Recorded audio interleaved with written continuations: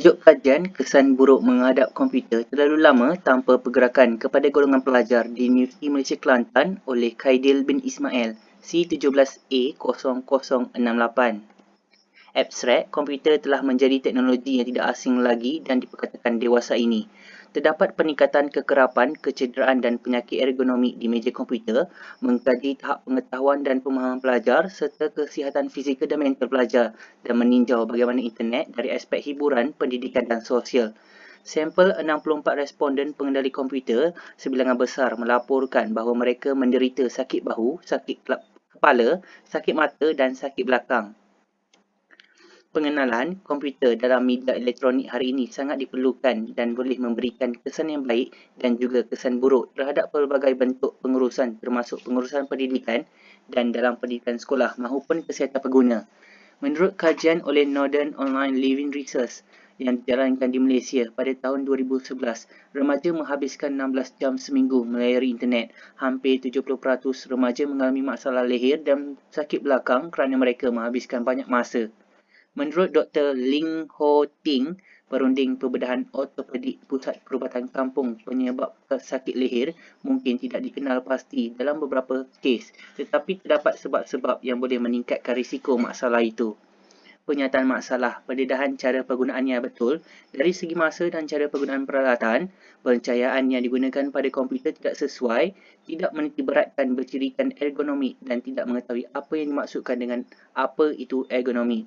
Skop kajian, pengkaji ingin mengkaji keberkesanan pendedahan cara kedudukannya betul serta memberi faedah dan pengajaran kepada pelajar dan juga lapisan masyarakat tentang pengetahuan ergonomi.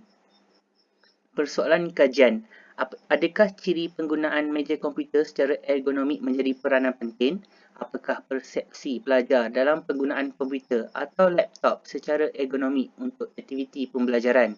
Objektif kajian mengkaji tahap pengetahuan dan pemahaman pelajar tentang ciri ergonomik yang betul dalam penggunaan meja komputer, mengenal pasti tahap keberkesanan garis panduan penggunaan komputer terhadap aktiviti penggunaan komputer. Kepentingan kajian mendedahkan penggunaan peralatan meja komputer dengan pengetahuan ciri ergonomik dalam pembelajaran. Hasil daripada kajian ini yang dijalankan ianya dapat memberi impak positif dalam memastikan pelajar dapat mengurangkan gejala masalah kesihatan semasa di meja komputer. Bab 2. Kajian literatur pelajar universiti. Pengkaji mendapati rata-rata yang menggunakan komputer dalam lingkungan usia 19 hingga 30 tahun yang masih belajar. Pengkaji juga mengambil data beberapa orang pelajar dari universiti yang berbeza untuk mengetahui masalah kesihatan. Sebagai contoh, jadual 1 senarai 6 pelajar dan Institut Pengajian. Muhammad Arif Azmi, 23 tahun dari Universiti Malaysia Pahang, Muhammad Jafni bin Jabrullah, 24 tahun Universiti Malaysia Terengganu dan Muhammad Faris Ahmad Jani, 23 tahun UiTM Shah Alam. Komputer dan kesan. Antropometrik adalah suatu bidang ilmu yang berhubungan dengan pengukuran tubuh manusia, misalnya tinggi badan dan jangkauan tangan. Terdapat beberapa kesan yang akan berlaku kepada kesihatan tanpa melakukan sebarang pergerakan seperti sakit bahu, sakit tangan, sakit belakang, sakit mata. Cara penyelesaian menggunakan peralatan secara ergonomik dan penggunaan alatan yang betul, lakukan senaman ringkas bagi meregangkan otot-otot badan, gunakan teknik Pomodoro 30 minit, 20 minit digunakan untuk fokus melakukan kerja dan 5 minit untuk kita berehat. Lihat pemandangan landscape hijau untuk merehatkan mata yang kering akibat menghadap terlalu lama skrin monitor. Bab 3. Metodologi kajian.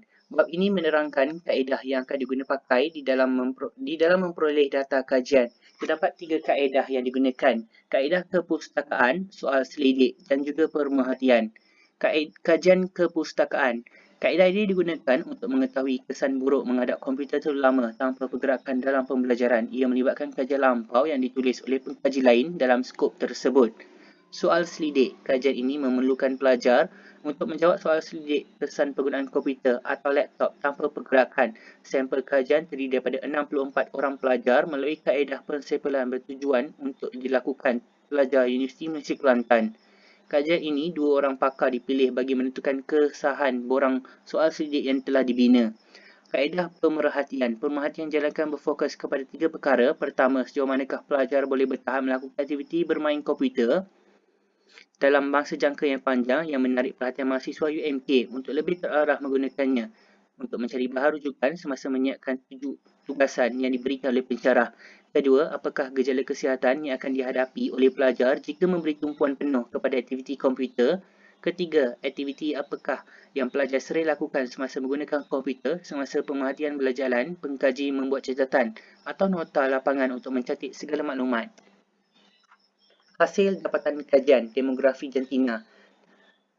Lelaki 31.6%, manakala perempuan 68.4%. Demografi bangsa Melayu 85%, manakala lain-lain bangsa 15.6%. Demografi agama 92%, manakala lain-lain 8.3%. Demografi umur 22 tahun 5%, manakala 23 tahun 97.3%. Soalan A menunjukkan keputusan bahawasanya kesemua responden yang melengkapkan soalan kaji selidik yang faham maksud ergonomik mencapai keputusan ya sebanyak 41.9% dan peratusan tidak sebanyak 58.1%. Soalan B mengenai ergonomik di universiti mencapai peratusan ya sebanyak 33.4% dan tidak sebanyak 66.6%.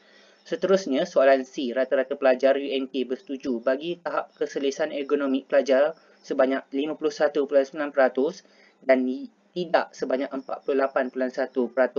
Soalan D mencapai peratusan sebanyak 89.2% daripada jumlah keseluruhan 100% dan tidak sebanyak 10.8%.